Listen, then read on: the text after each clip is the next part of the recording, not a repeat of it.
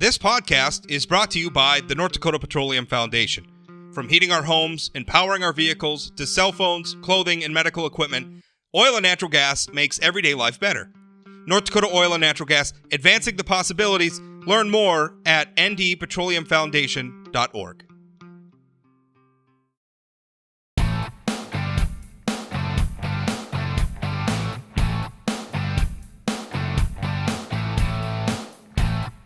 Welcome to another episode of Plain Talk Live. I'm your host, Rob Port. Happy to be here with you as always.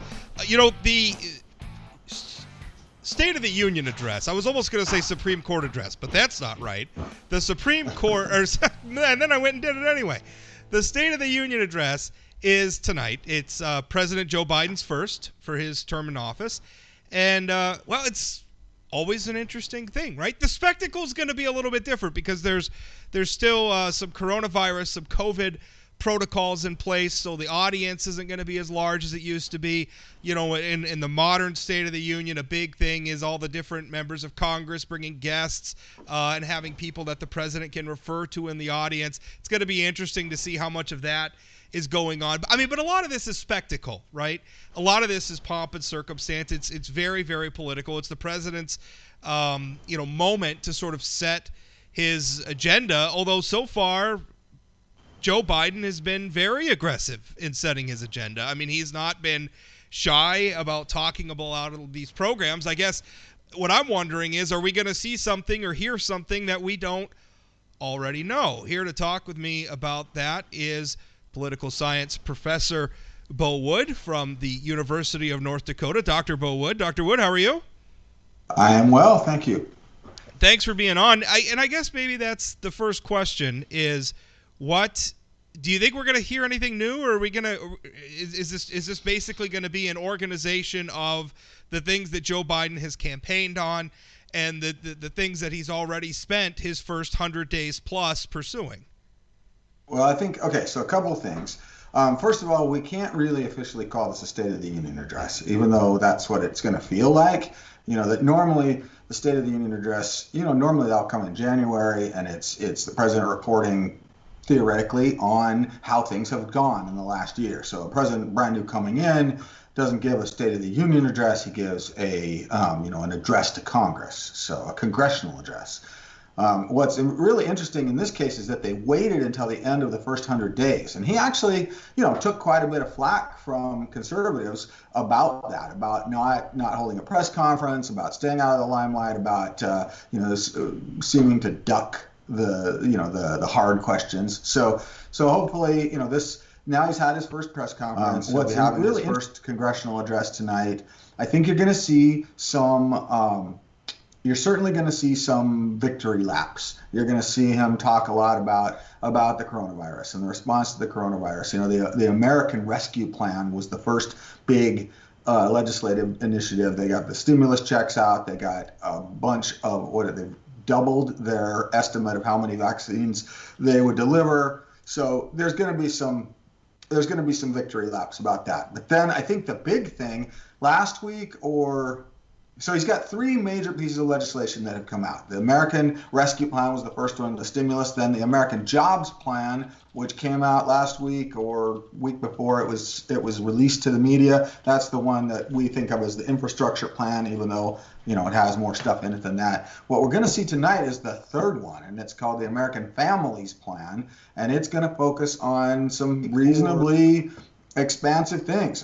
He's going to make the argument for making community colleges, 2-year community colleges, tuition free. He's going to he wants to expand, the earned income tax credit. He wants to expand the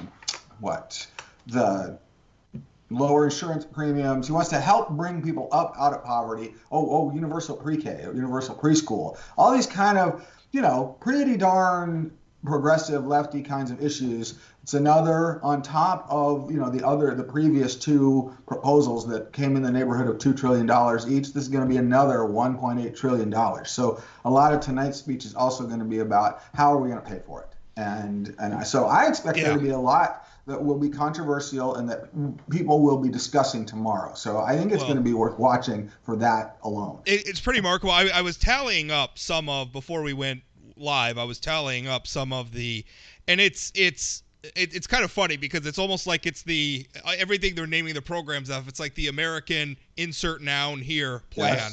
Yes. So we have, for instance, the American Rescue Plan, which is coming in at $1.9 trillion. The American Jobs Plan, which is coming in at $2.3 trillion. That's the one everybody's calling the infrastructure bill. The American Rescue Plan is the pandemic relief bill.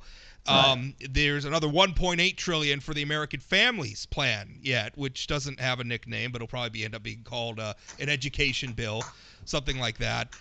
You have Perhaps. multiple iterations of the Green New Deal.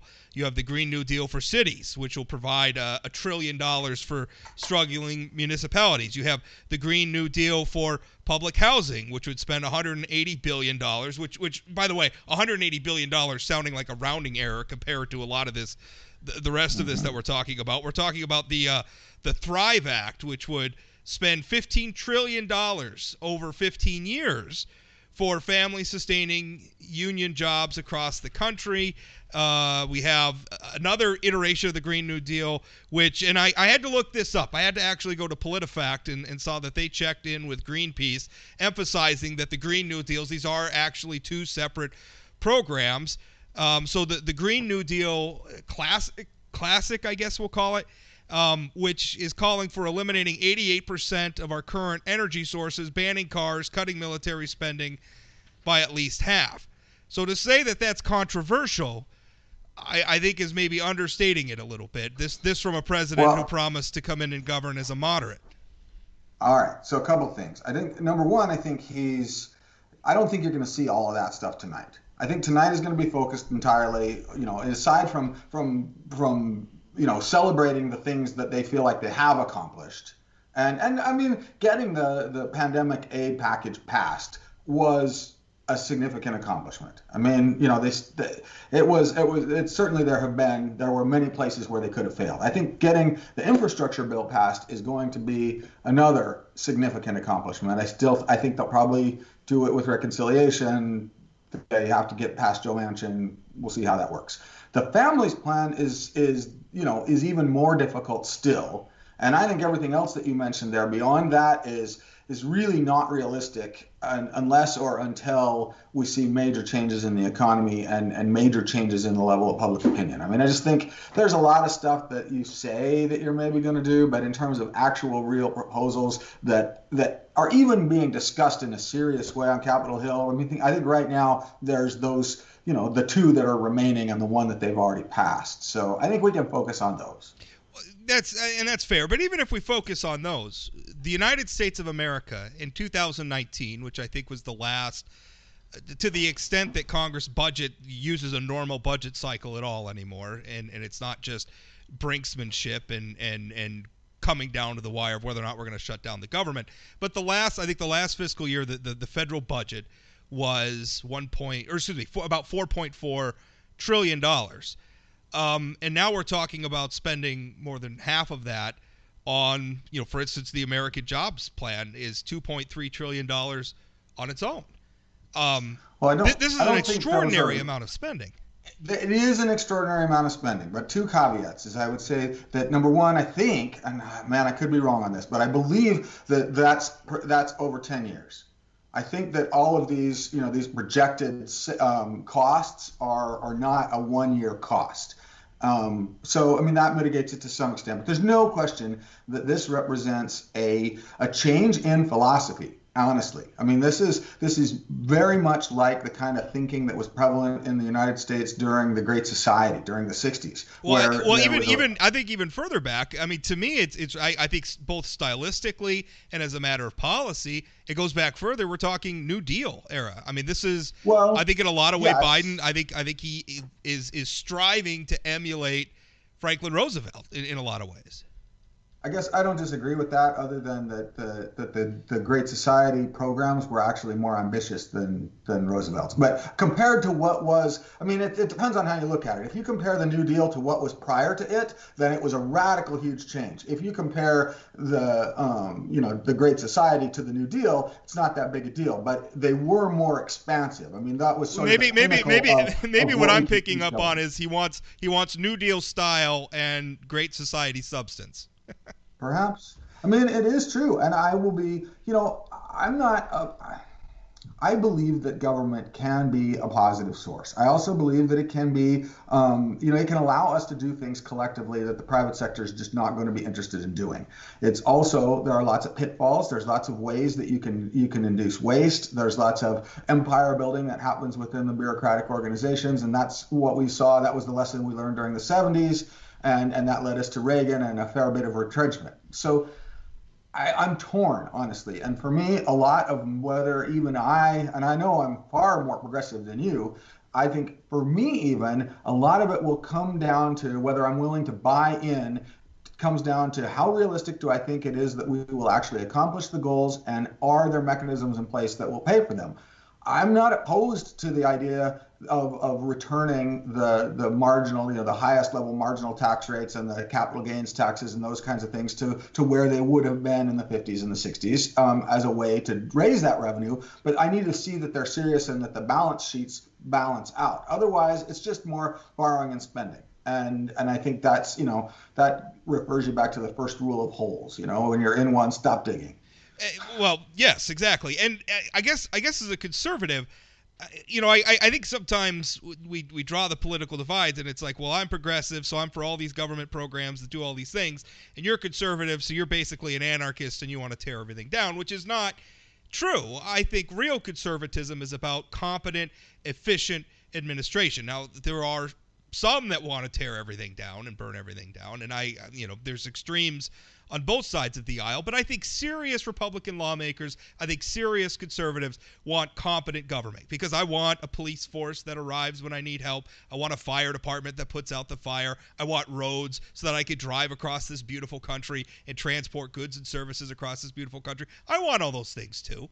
And we need government to do them. So that's but we might disagree on the scope of what activities government is allowed to infringe in and get invested in, and which ones they should stay out of. Well, there's that, and then there's also even beyond the ideology or the philosophies of what we would maybe like government to be or not like it to be. There's also just math, where we're a nation that's $30 trillion in debt. It's larger than a few years ago, it became larger than our entire economy, our gross domestic product. We are running, it's now not uncommon at all to run annual budget deficits that are nearly as large as the entire national debt when George W. Bush took off. Well, maybe that's not quite right. That might not be quite right. I may be getting my math wrong on that. But let's just say $1 trillion budget deficits are not unusual now. And I remember during the George W. Bush era, like $100 billion deficits were like a big deal. Yeah. That's frightening. And there's another side effect when we keep injecting all of this money into the economy. It's inflation, where things are costing more. And part of that is the pandemic we just went through with all the economic disruption that it put in place. That drove consumer prices higher. But part of it also is that the government's just been flat out mailing people money and injecting additional money that the government doesn't have, right? We're borrowing it in the sense that I guess the government borrows it. Printing it might be a more accurate term for it, but we're injecting all this money into the economy. There's going to be inflation where cost of living goes up that may mitigate any of the good that these plans could possibly do. I can't exclude that as a possibility. I can't. And I don't know that anybody really can. I will say that the Fed seems to think that they have the mechanisms to keep inflation under control. At some point, this is the analogy that I will often use. I mean, it's not fair to look at what's happening right now because we're responding to a pandemic. And this year, the deficit, and last year, the deficit, those are anomalous. Those are outliers, and they're going to be, and it's for obvious reasons. But the stuff that he's laying out tonight is representing a different philosophy of government. a philosophy that is meant to reduce inequality, so it's meant to redistribute from the wealthy to those who have not, and to provide them with resources to be able to improve their lives. And I'm not the biggest. I think I was really intrigued by Andrew Yang when he was running and his whole idea of universal basic income, and I thought, well, okay, that's worth exploring. Which by the way, there are conservatives. I mean, you talk about like the Reagan administration. Milt Friedman, who was probably one of the most prominent wonks to work for Reagan, talked about a universal basic income. Now, the conservative position on that is if we're going to have a universal basic income, then replace like Social Security and Medicare and a lot of these other things, and replace that with a universal. Like we're gonna make sure you can't if you're an American citizen, you're guaranteed this level of income, but we're going to get rid of a lot. That's going to offset a lot of these other programs. As a conservative, I like that idea. I like the concept. Okay. Well, we might. I mean, what I guess I was going to say is that as I have watched we've done kind of a mini experiment in universal basic income this last year with the stimulus checks and with the extended unemployment benefits and all this kind of stuff. And I have to say, there are some troubling signs that have come out of that. I mean, you talk to basically anybody that employs anybody, and they will say, I can't find workers. I can't find people that would rather come to work for my job than sit at home and collect their unemployment check. And that's, everybody that thinks about UBI needs to wrestle with that. That if you've got a UBI, then who's gonna be your waitresses, and who's gonna be your the other kind of jobs that are just not pleasant? Are we gonna pay them so much that they'll take it no matter what? Why dig a ditch if you have and this really kind of sets off an inflation spiral where if you want to get people to dig ditches, you got to pay more than the universal basic income, which makes ditches more expensive to dig, which just leads to higher prices for the people who need ditches, and then they charge higher prices to them, and on and on and on across the economy. And then do we reach a point where the universal basic income's not enough anymore, and then we got to – I mean, that just seems like a recipe for a spiral. I mean, that's – Well, it does, but the alternative – I mean, what the logic behind that is – that they would say that, yes, that does happen. But what also happens as a side effect of that is while that spiral kind of thing is going on, there are people that had the intelligence and the desire and the motivation to get out of poverty, but before had no way to do so because they didn't have access to the resources. And so, yes, there are these undesirable side effects, and you have to take other actions to mitigate the inflation, but that it helps people who otherwise would have been trapped. And as far as I know, we haven't really ever tried it, but I don't know. It is an intriguing idea, and I admit that I sort of like the one that you're saying, your suggestion, because that makes it more simple. Certainly, anything you can do to simplify administration in bureaucratic organizations is going to save the taxpayers money and is going to go to actually providing the service rather than providing the infrastructure needed to deliver the service. How much? And one of the big frustrating things about politics for me is we talk about problems that lead to budget deficits, that lead to the national debt, that lead to a lot of the irresponsible fiscal management that I think we're both talking about. A lot of the politics behind that, we assume, starts at the top, right? Where the politicians, but I think in a lot of ways the politicians are reacting to us, which is that voters want contradictory things. We don't want to pay a lot of taxes, right? Because a lot of times, even when you're talking about something like the capital gains tax, not just rich people pay the capital gains tax. There are some people who are pretty squarely middle income who pay the capital gains tax or whatever tax you want to talk about. And even if you're trying to select one people, there's always ripple effects across the economy that are going to hit people indirectly. So, but part of the problem is that Americans want low taxes, but they also want big, expansive government. And the politicians deliver that, and they finance it with budget deficits. And I talk about this all the time. But at some point, I think the solution, we got to get voters on board with some cost-benefit analysis. If you want this, if you want a universal basic income, or if you want, a more expansive, all this spending on infrastructure, if you want spending on union jobs, or all the laundry list of things that Joe Biden may or may not talk about tonight, then you got to pay for it. Either you got to cut spending somewhere else, or taxes got to go up. And Yes. nobody wants to have that conversation. Well, politicians certainly don't. You're right. And I think, you can find examples of both of those models. I mean, certainly prior to the New Deal, the United States was very fiscally responsible, right? We had a very small national government. Most of the services were provided by state governments. Prior to the passage of the 16th Amendment, there was really very little money that the federal government could even collect. I mean, they were a very small kind Well, of power. and you still saw vestiges even to this day where was it the last legislative session or the one before, North Dakota, we finally moved social services out of the county level budgets. We had counties still providing social services, which was Okay. crazy. So I mean, we've been pushing, like you're mentioning, we've been pushing those services up out of the state level, which I think is not such a great thing. Well, yes. I mean, what I was going to say is, you can look back to that example and see what it was like when there was a very small government that didn't really take a lot, but also didn't provide very much in the way of services. For examples of states, or of governments that provide a lot of services and tax heavily, we tend to look at like Scandinavian countries, other kinds of European countries, so I mean, there are examples, there are things that we can look at. In the that voters could look at, but I don't know that in the United States we're ever going to reach a point where we have consensus, because it's very different in terms of your sense of self-reliance and your sense of your ability to take care of and meet your own needs. That's going to be really different for somebody in North Dakota versus somebody in the middle of Detroit or the middle of in a big urban area, and so they may have ultimately different preferences. I don't know how we resolve those, and politicians resolve it by borrowing. Yeah. Well, they resolve it by not actually resolving it, by just pretending like it's not a problem. Republicans, I mean, under Trump, Republicans abandoned even the pretense of caring about deficits there for a while. Now suddenly the Democrats are in charge again. Suddenly they care about them again.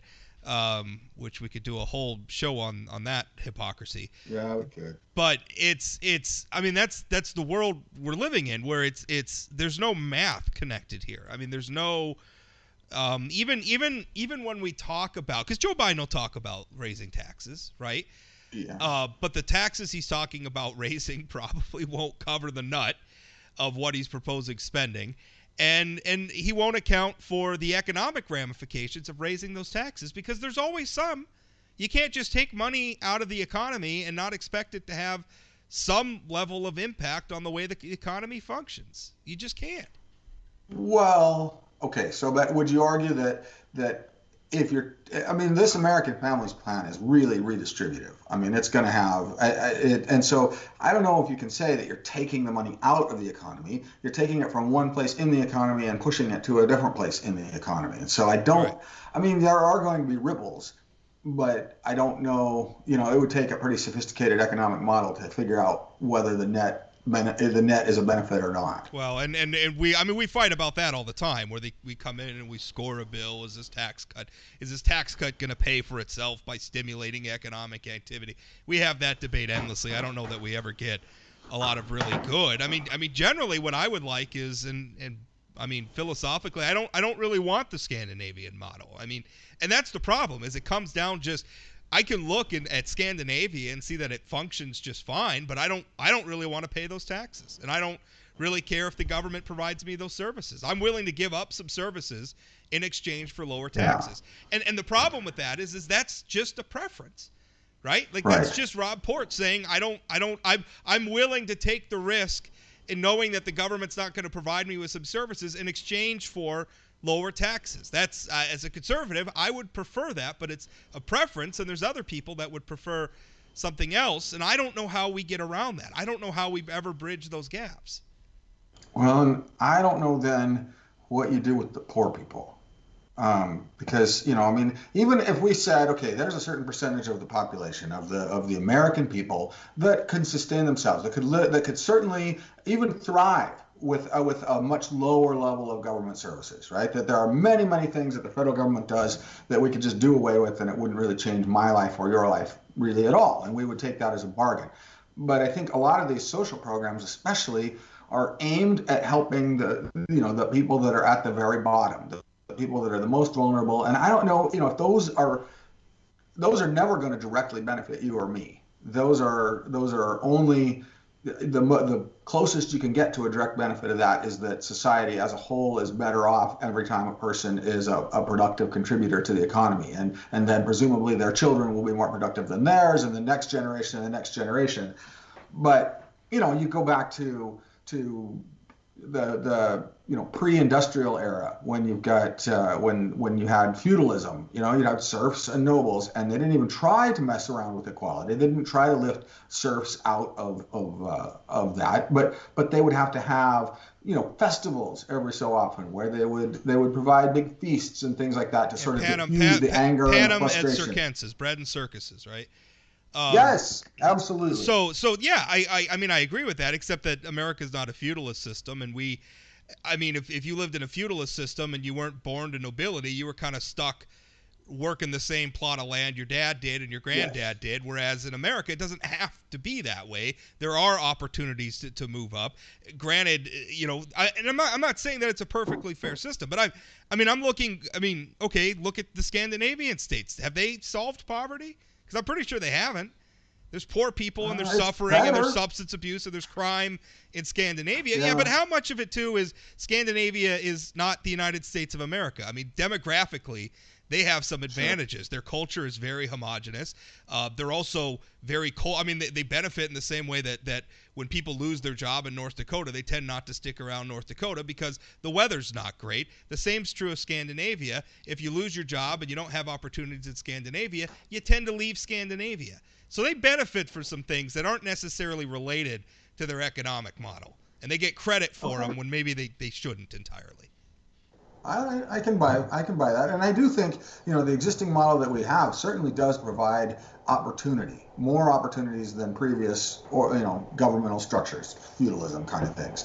What I worry about, the ones that trouble me, are the ones that could succeed but don't have the motivation to figure it all out themselves. And I don't know how big that slice of the population is, but the question to ask is the money that we're spending on a social safety net, there's a moral question, like do we have a duty to provide for the least well off? But even setting that aside, just in a pure cost benefit kind of thing, is the money that we're spending as a society to boost the economic output and productivity of that slice of the group that would not lift themselves out of poverty under existing conditions, is the benefit we get equal to or greater than the amount that we spend? I don't know. I mean that's the tough question. And again, I mean, because we start making moral arguments, and it's hard, because on one hand, I mean, there's a lot of, I think of my family, for instance. My grandfather was a high school graduate in Bemidji, Minnesota, and he fought in World War II, and then he helped build the Alaska-Canada Highway. He didn't have really much of an education, but by the time he died, he was a millionaire because he had built a successful, thriving business in Fairbanks, Alaska, and did it on his own. And he raised himself out of poverty and did it and worked well. And a lot of the reason why he had that opportunity is he didn't have a lot of restrictions or a lot of government.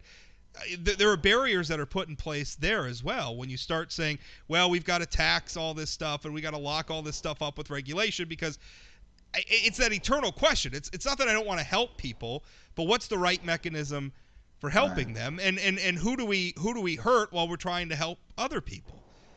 Because there's always a cost. I mean, there's to quote Robert Heinlein, there's no such thing as a free lunch.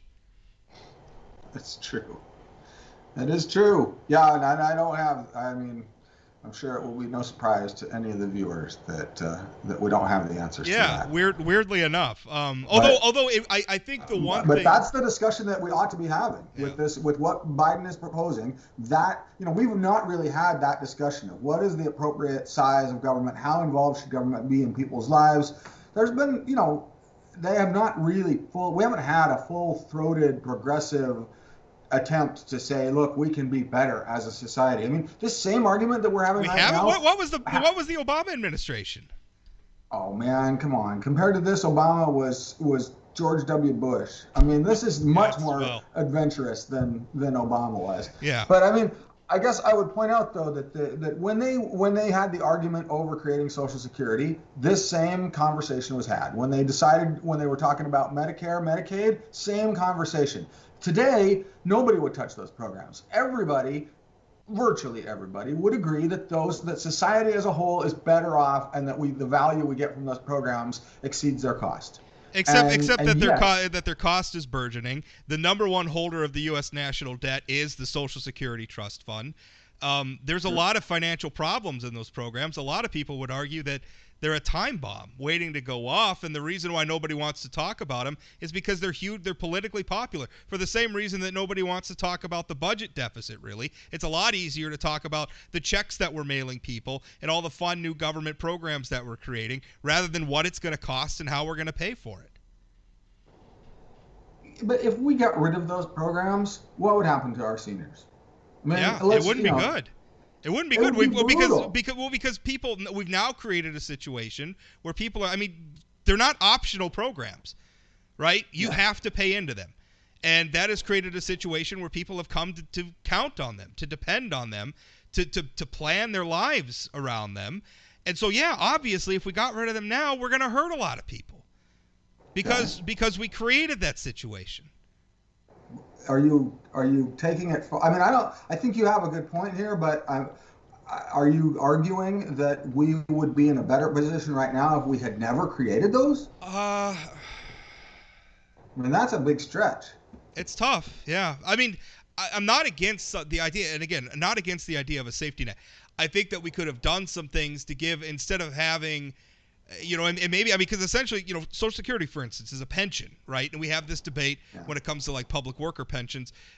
Do we want defined benefit or defined contribution? I'm not against the safety net. I'm against Social Security as it's currently structured, where it's essentially a defined benefit, and also where Congress has rated it over and over again. And we've plugged a lot of things into it that maybe don't need to be there. So it's not that I'm against the safety net per se. It's that the way we've structured them, I think, need to change. I was on board with the George W. Bush reform for Social Security. I didn't think it went nearly far enough. I think we need to give Americans control over their own retirement, their own destinies again. Interesting. I haven't looked at it enough to know. I mean, I do remember in 2005 when he was floating the idea of partially privatizing. I do remember reading some articles, but I can't remember enough to, he got steamrolled intelligently on it. He got steamrolled is the problem. So that's what we went through. So State of the Union address, I think we're both saying we're probably not going to see a lot of surprises. Probably not going to see Joe Biden drop. I think it's probably, maybe the fair way to say is it's going to be a focusing, right? Because he's laid a lot of, I went through that big list at the beginning of our discussion. I think maybe he's going to be focusing more on which parts of that list are the priorities and probably the practical policy that has a chance of actually being implemented. Yeah, I think that's fair. I do think it's worth watching, though, because I think there will be a lot of the details, especially of the American Families Plan. The actual details were just released this morning to the press. And so, to hear him actually lay them out, then people will be discussing, you'll get the think tanks will start doing their modeling to see whether or not the math works. You'll get, people on both sides of the aisle talking about the relative strengths and weaknesses and what are the things that need to be fixed. So there's going to be, I think there will be a lot of discussion the rest of this week about, it's a big plan. And so I think it will be, worth tuning in just to actually hear it as it comes out of his mouth. Yeah. Well, if he's successful, you're putting him in again, the territory of Franklin Roosevelt and LBJ in terms of truly consequential American policy. He would be up there if it's possible. Now, I don't know that Joe Biden has the skills or the leadership to pull that off, because LBJ and FDR, setting ideology and everything else aside, I think we're just frankly a better character of leader. However much I may have disagreed with them or whatever, I don't know that Joe Biden can pull it off. And also, those two men were operating in very different political environments than the one we have right now. Well, because though the Republicans didn't use reconciliation in their last term. My understanding is that they have 2 more shots at using reconciliation. That they could get both the infrastructure plan passed and the American Families Plan passed with Democrat-only votes, as long as they can keep Joe Manchin and Kirsten Sinema on board. But look at the political blowback that happened when Obamacare, which by comparing to some of what you're talking about, is not even in the same league.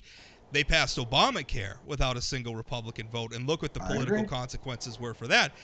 Not just for Democrats, but I think in a lot of ways for our society. I mean, a lot of the anger that is driving this conservative populist movement that's behind Trump, and a lot of the left-wing reactionaries who are responding to it, a lot of that has its roots in that era. That was not a good thing for our country to pass Obamacare that way.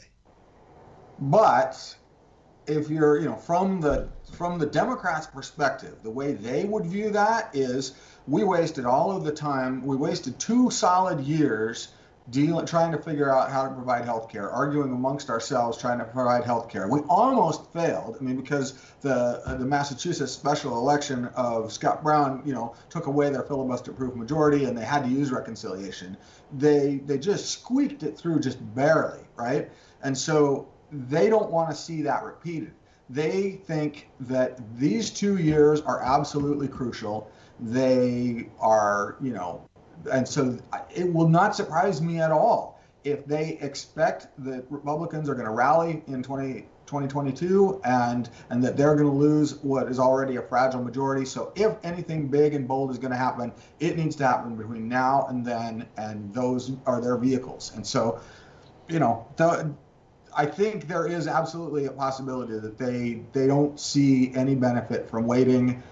And the way they're defining bipartisanship now, the way they're saying, it's a bipartisanship is about where the American people are. They point to the surveys and the polls of support among all different classes of Americans, and they try to paint congressional Republicans as obstructionists and outside of what their people really want.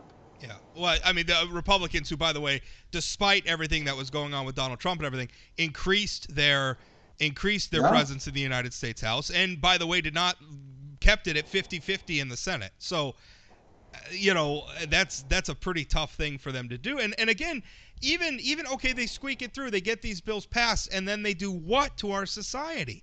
Divide us further, more anger, more angst. We have to govern on consensus, and if everything is just a barely 50+1 majority to jam through these hugely expensive and in many ways very transformative bills, whether you like them or not, we're going to get more of the same. It's going to be more anger, more division, more faction. I don't want more of that. Well, I don't either.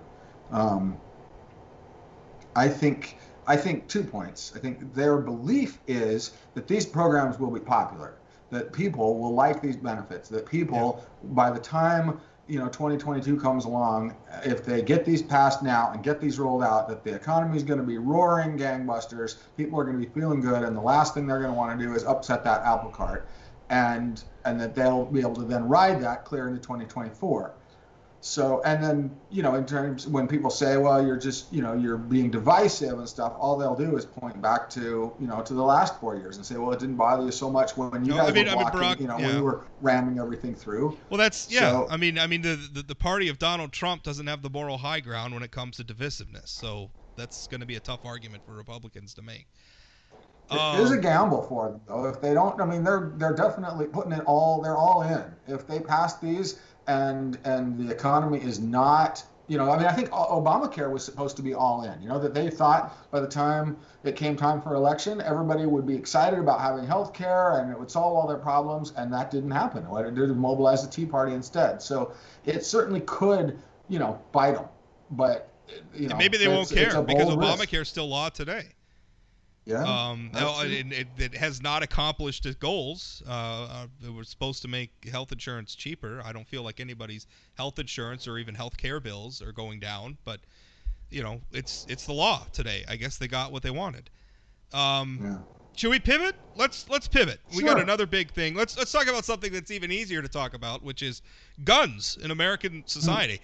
The Supreme Court is taking up, and this is going to be a little bit down in the weeds. So, now I'm forgetting. I had it here in front of me, but I think what was it, 2007 or 2008?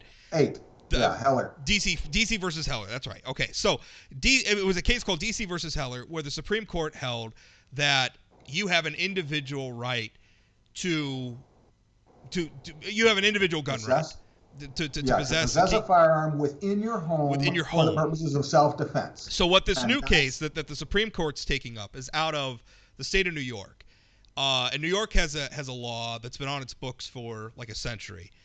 And essentially what this law does is if you want a permit, like a carry permit or something, and I'm not familiar with how New York's carry permits work, but like if you want a permit basically to take your gun out in the public, out away from your property, you have to provide them with a reason, right? You have to basically, it's like an absentee ballot, right? Like in North Dakota, you could just get an absentee ballot for whatever reason you want. Some states, you have to say like, well, I'm going to be in Minnesota getting surgery or something, so I need an absentee. You have to justify it. Well, that's essentially what they're doing with the gun rights. So the National Rifle Association and the various pro-gun groups are challenging this.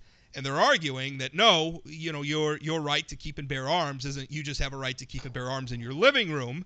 You have a right to keep and bear arms on your person where you go, because it's an individual right. So the Supreme Court, which by the way in more recent years has been turning down gun rights laws, is taking this up, and it's kind of an interesting debate. And it's if it goes the way the NRA and gun right groups want, would really even further, push back the ability of state governments and local governments and the federal government, obviously, from restricting gun ownership and gun rights. So what are your thoughts? Not ownership, but carry. Possession outside carrying, the home. That's right. Bearing part of it. One case that we didn't mention, and so Heller established that the federal government cannot infringe on your right to possess a weapon in the home for self-defense. That was because it was in D.C. And then a year later, I think it was McDonald is the name of the case, and that was it was a Chicago-based case, and they basically extended the same thing to say states can't prohibit that either. States cannot pass laws that restrict you, prevent you from possessing a firearm for the purpose of self-defense in the home. Because D.C. versus Heller dealt with a federal district, so McDonald it brought it to the states. The states. It extended it to the states. But what was left unanswered is, in the Heller case, Scalia said there's nothing here that is preventing, some regulation. There's nothing here that's saying it's an unlimited right and that no regulation is permissible. And so, but they didn't say what was permissible. And so these other state laws that have been around for a long time, they're premised on the assumption that that the normal level of police protection that is provided through your tax dollars is adequate protection for the majority of citizens, for an average person. And that therefore, if you need enhanced security, if you need the ability to protect yourself in a way above and beyond what regular police protection is, you need to be able to demonstrate that in order to be able to get that, because the risk of you having, the risk to society of you carrying the gun around is not trivial. It's not insignificant, and so therefore they feel justified in regulating that. This will be a big thing, and you're absolutely right that the court has had plenty of opportunities to take up cases that would have allowed them to answer this question in the past, and they have ducked those. And the big difference is Amy Coney Barrett. They need 4 justices. They have the rule of 4 in deciding whether or not they will take up a case. And in the past, even though they had a 5-4 majority, it seemed that the article that I was reading said that it was John Roberts that has been reluctant, that Thomas and Alito and Gorsuch were in favor of hearing these cases. And I guess I don't know whether Kavanaugh was, but you'd think that they should have had enough to get that. But the addition of Barrett it makes it less important what John Roberts thinks, because even if he's reluctant to to lean that way, they have a 6-3 majority now, and so it seems to me that they are very likely to say that the Second Amendment protections don't stop when you walk outside your door. That if you have a right to self-protection in your home, that there's no reason to suspect that right just vanishes when you enter the public space. But yeah, so here's my take on it, and I'm NRA member, pro Second Amendment, have guns in my home, have always had guns in my home. My father had guns in his home. I mean, we came from we were Alaskans originally, so guns have been a part of my life, my whole life. And also, but I also remember my father taking me out when I was 5-6 years old with a .22, teaching me how it worked, and also teaching me the fundamentals of safety, because he served in the military. He was a police officer, and I mean, but it's been very much a part of my culture. And here's one thing though, is when it comes to a right. And I'm gonna rebut myself as soon as I get done saying this. But when it comes to a right, like when it comes to speech, free speech is a right, and we don't believe in prior restraint, where I have to justify why I'm gonna say something in order for it to be protected. I don't have to justify. I don't think that gun owners should have to, if they have a right to keep and bear arms, they don't have to justify why they want to keep and bear arms. They have that right. They can exercise it for whatever reason they want. Now, that being said, to Scalia's point, and I don't want to speak for him or what maybe he meant or didn't mean, but I mean, obviously, even as a very much a pro Second Amendment person, I'm fine with saying, oh, by the way, you're not allowed to own a nuclear weapon, or you can't necessarily own a bazooka, right? I'm okay with that. Or if you're going to own a bazooka, there's going to be some very exacting protocols or regulations in place before you're allowed to just own a bazooka. I'm okay with that. I'm fine with that. In ways, I mean, because obviously gun ownership is not speech. But again, we're talking about a constitutional right, and I don't necessarily have a problem with that. And I think it becomes very, very difficult when you're asking people to justify why they might need this, because I think no matter where you live, there's justification for it. For instance, if you live in a very rural place, law enforcement might be 50 miles away. Right? It might take them an hour to reach you. But here's the thing. If you live in an urban environment, depending on which urban environment you're living in, it might take police an hour to get to you too, even though you're maybe only 4 or 5 blocks from a police station, because of economic and social conditions and everything else that we could get into in some of these cities. So I struggle with the idea that Americans have to justify when they want to exercise one of their rights. I'm actually not so different, really. I'm not so far away from you there. The problem is then when I think about the practical implications of this, that it's all over the news these days that that since the pandemic began, we've seen the biggest surge in gun purchases that has ever been recorded. I mean, we're eclipsing the stuff that was when they thought Obama was coming to steal your guns. They're eclipsing the spike we saw when they thought Hillary was going to get elected. It's, and something in the neighborhood of a third of these people are brand new first-time gun owners.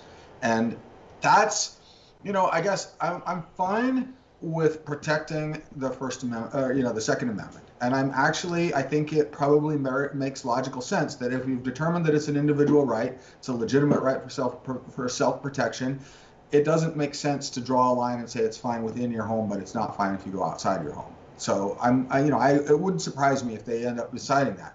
But the practical implications of having, hundreds of thousands of people that are carrying around concealed weapons, getting into circumstances, you think about the classic mass shooter event, right? Where you've got, let's say there's 4 good guys in the, or an X number of people that are in the audience that are good guys with a gun, right? Well, the first one pulls it out and can maybe see who the real shooter is, but the second person may not even see the actual shooter. They may see the first good guy with the gun.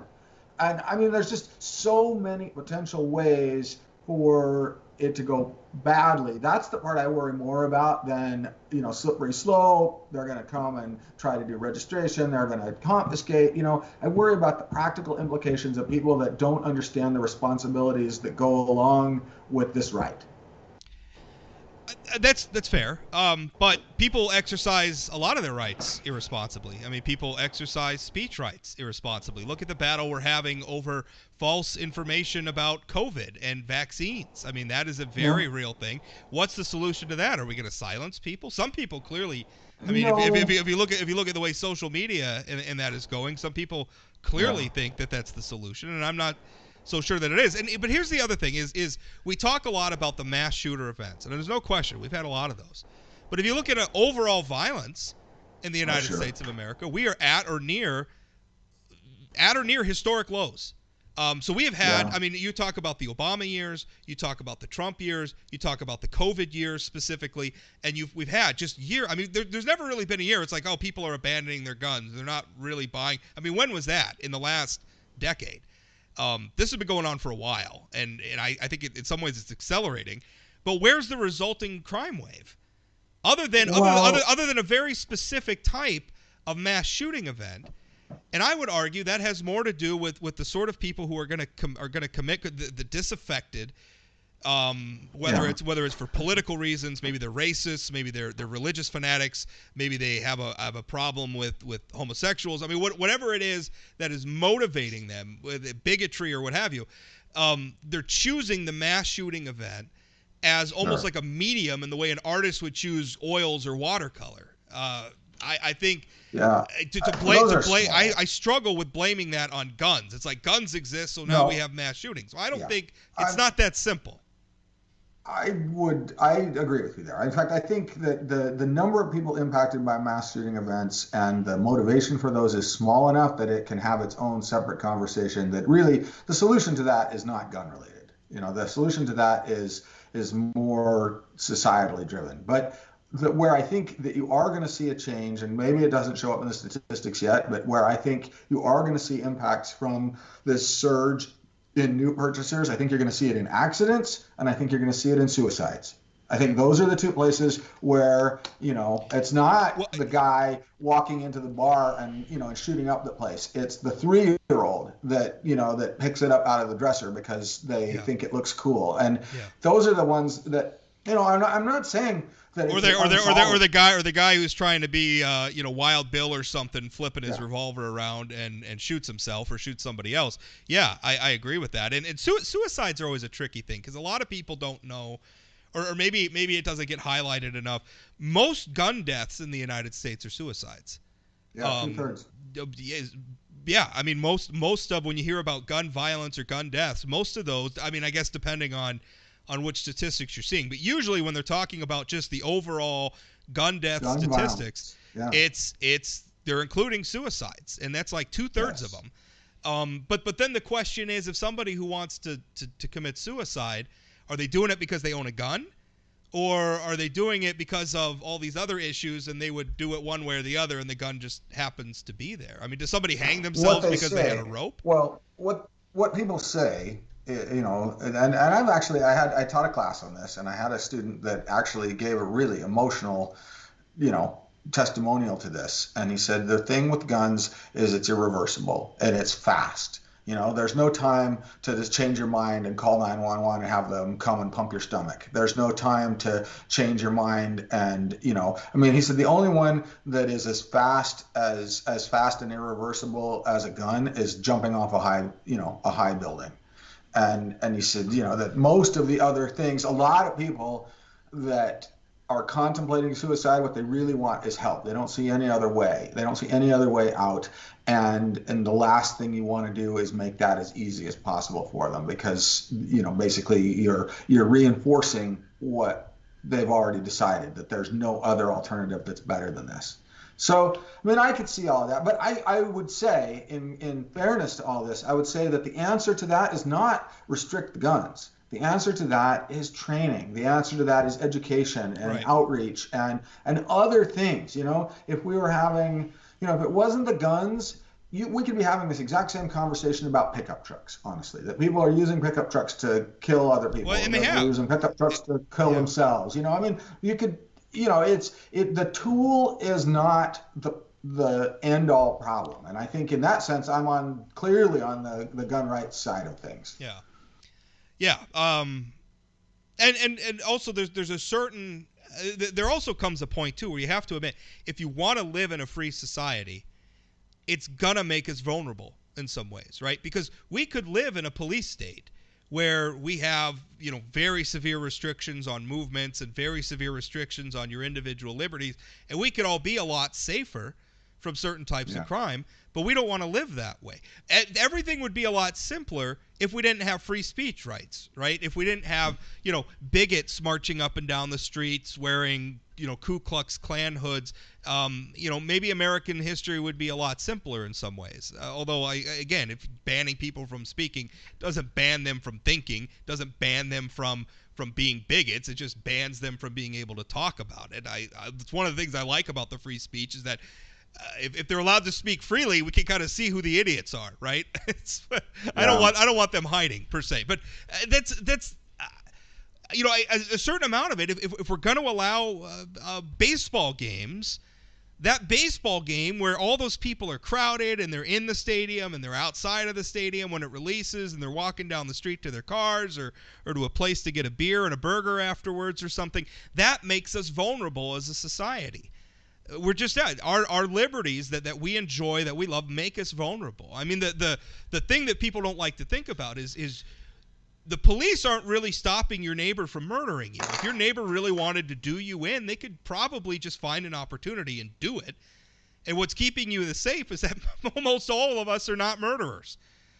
So that's kind of the reality of society that I think people grapple with sometimes. Or maybe that's just the crazy libertarian in me thinking that way. Well, I think there's some value to that. I think that there are always trade-offs. And for better or worse, it is what it is right now. And we just kind of, all we can really do is tweak around the edges. Do you think this case out of New York going to the Supreme Court, do you think it's a foregone conclusion? I don't know that you can ever say that about it. No. It seems like the justices can surprise you, but I think the tensions that are going on here, I think there is a lot of rising. Every time, we pointed out how that the mass shooting events are not really a significant contributor to the overall problem, but they're the things that get the headlines. And every time there is one of those, you get a rejuvenation of the gun control people. And they are getting more powerful and louder. And I feel like, that tension is it was something Biden campaigned on. There's a lot of people on the left that see that as a priority issue, and the only thing that has saved it from being top priority is the pandemic and the economy and climate change and even maybe racial justice are perceived by them as more important, but it's there and it's not going away. So there's that tension of this pressure to do something to reduce the level of gun violence against the makeup, the political leanings of the Supreme Court. And I can't, that'll be what's really interesting. If you could take away, if there wasn't the pressure coming from these shooting events, then I would say that the ideological leanings of the 6 members that are conservative, that there should be at least 5 of them that would think that this is that this event, that this right, like the New York law violates the Constitution. But if there's, depending on what happens between now and when they hear that case, if there's another Sandy Hook, or if there's another one like the Las Vegas, or there's some other kind of thing that changes public perception and the pressure grows, then I think it could push them to maybe, I don't know whether they can decline at after they've agreed that they would hear it, but it actually surprised me when they agreed to hear it. The die is cast now. I guess if something like that happened, maybe. The justices aren't supposed to be swayed by that sort of thing, right? They're supposed to rule on the law. The lawmakers are the ones, if you don't, the Second Amendment says what it says. If you don't like the Second Amendment, there is a mechanism by which you can change it. Good luck, but it is possible. Well, they do take into account. Well, they do. They're human beings. That was the point I was getting to. They're not necessarily supposed to, but they're human beings. We can't pretend like they aren't going to. Well, they have 2 considerations. There have been a number of times, lots of times, it's really quite common where they will decline, they'll actually dismiss a case or decline to hear a case, and they'll say either that it is not yet ripe. which is really a political thing. They'll say the political elements are out and it's not ready for judicial determination yet because, the society is still grappling with it politically. Or on the other end, they'll say it's a moot point where society's already decided, the political leadership is all kind of on one point and there's no legal question left to raise. So even formally, they do have some expectation that they will consider. They do not want to step in and use their own organization, their own institution to resolve a matter that they believe should be resolved politically by the electorate. And that's why I was kind of surprised that they took this up. That it's been perfectly reasonable to me that they have ducked it, while they wait for, the political branches to resolve it. And then if the resolution violates the Constitution, that's when they step in. But I don't know. But I mean, this is a law that's been in place for 100 years. So, it's not like it's a new thing that was just passed. So I don't know. Interesting thing. Interesting times, as always. I will tell you one thing, though. And that's kind of the spirit that I wanted this whole show to be, is that I want to be able to talk about poverty and taxes and government programs and what the appropriate level of government is, and even issues like guns, without assuming that if you're pro-gun, you want people to die, or if you're anti-gun, you're some sort of a commie gun grabber. I mean, we can talk about these things without assuming the worst. I think at the end of the day, I want a safe society. I want to live freely. I want my children to live freely. I want us all to have an opportunity to prosper. And I think just about all of the people who disagree with me want generally the same things. And that's where we can get. Bo, as always, thank you for your time. I appreciate it. You bet. Thank you for having me.